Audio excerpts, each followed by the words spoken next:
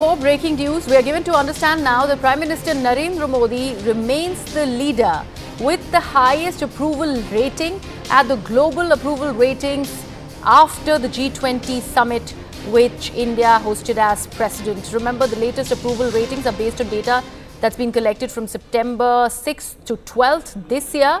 And these are based on 7-day moving average of adult residents in every country. My colleague Payal is with us on the broadcast. Payal, we just broke down for our viewers what these ratings are all about. Narendra Modi continues to be number one.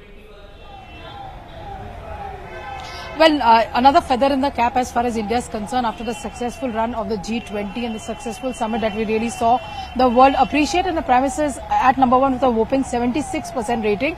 Of course, alongside him are other world leaders, who have a lower rating than him, whether it is Joe Biden, whether it is Rishi Sunak, or Mr. Albanese, who's the Prime Minister of Australia. So obviously, the Indian presidency has reaped huge benefits, not only in being able to get the kind of cooperation that it was able to get in terms of the agenda which is there as well, but obviously the kind of red carpet that India laid forth as far as these world leaders were concerned. They took back with them happy memories. They took back with them a lot of goodies of Indian culture. But of course, the whole theme of India's presidency, which is one country, beg your pardon, it is like Vasudhaiv Kutumbakam, was hugely appreciated. So it is probably one earth, one world, and one family.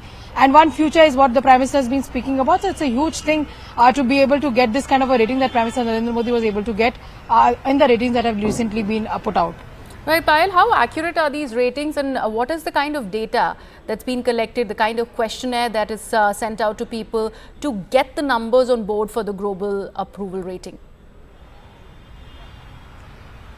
Well, these are ratings in which you've seen the ratings come out for various leaders, not just India as well. So obviously, we are looking at the details that have been put out, and essentially these are adult people who've been asked these questions across all these countries as well. There is, of course, a detailed procedure which has been followed to get these ratings, and these are ratings for this 1 week. And remember, India hosted the G20 summit from 8th to 10th of September in the national capital as well. We saw the kind of leadership that really came, and a lot of people had come out and said that this was probably one of the best summits that the world has seen in all these years as well. And India was able to get even the African Union on board, and then make it into G21 from here on as well. So that's the kind of an approval rating that Prime Minister got for being able to do that and successfully have the G20 happen in India.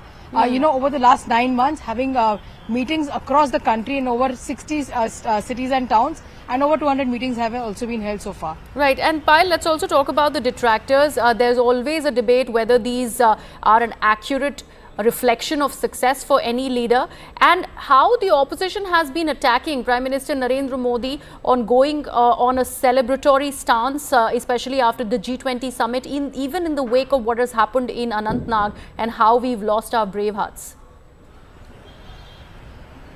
Well, the opposition parties have obviously been questioning the government, because the government has always been speaking about the fact that you have to keep the security forces first.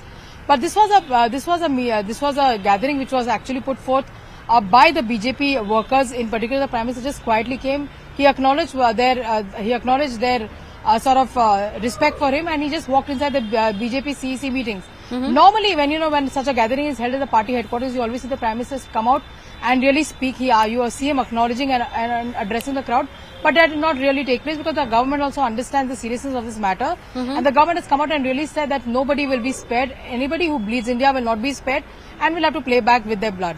All right, Payal, thank you so much for joining us on the broadcast. We also have Ravinder Sachdev, who's joining us on the broadcast, foreign affairs expert.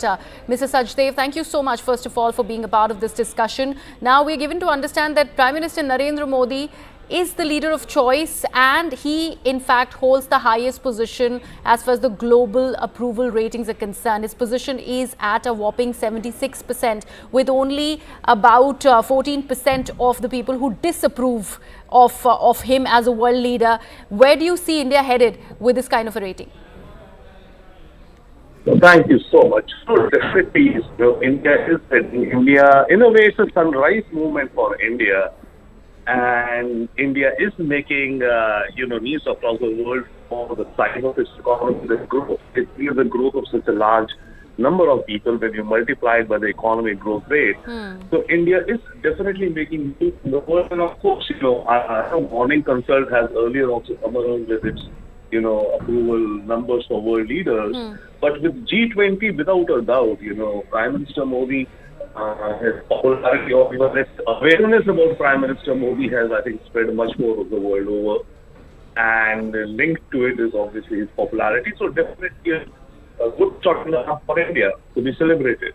Mr. Sachdev, the fact that there has always been a debate about such ratings and how accurate of a depiction are these ratings, talking or denoting the success of a leader or in turn the country that he comes from. When we talk about how are these numbers really arrived at, we do understand that there is a poll that is given out to various agencies, and there is the people of various places in the world, they in fact put out their liking or dislike for a world leader. I would like to understand, would you wade into this debate of whether it is accurate or not, or do you think this is an apt enough stamp for brand Narendra Modi? A great question. Absolutely. I think there are both sides to the coin that you say. Absolutely, yes. I mean, there can be criticisms of such, polls which are out there. The fact is that you see any polling agency has to go with random sampling, right? What is the sample size? Now, the point is that for a global survey, it's understandable. No agency is going to be able to, poll millions or billions of people, right? So what at best they do is that they pick a number of people as random samples across the countries, and then the polling agency, through its, whatever the model it has, is predicting that the sample size which it has taken, and not only the sample size, the variety of the sample. Within the sample, there have to be people of different background, different age group, different economic strata, social background, etc., etc. So the agency puts down that the sample size and the sample methodology which it follows, even if, let's say, 10,000 numbers of people, is fairly, it's fairly representative of what the overall opinion could be. So there are both sides to it. You're absolutely right. But still, no other agency is doing maybe such large samples, which were even tens of thousands or so. And then there are very few agencies who are doing this kind of a survey. That's another thing, right? Tomorrow, maybe if there is some, this is a Morning Consult, and comes out with some numbers, that is to be seen. But as of now, Morning Consult seems to be quite a credible organization. And coming out with these numbers, even a small sample size, it does seem pretty representative. Right. Thank you so much, Mr. Sachdev, for joining us on the broadcast. And on that note, we are slipping into a very short break and coming right back with lots more that's in store for you on CNN News 18.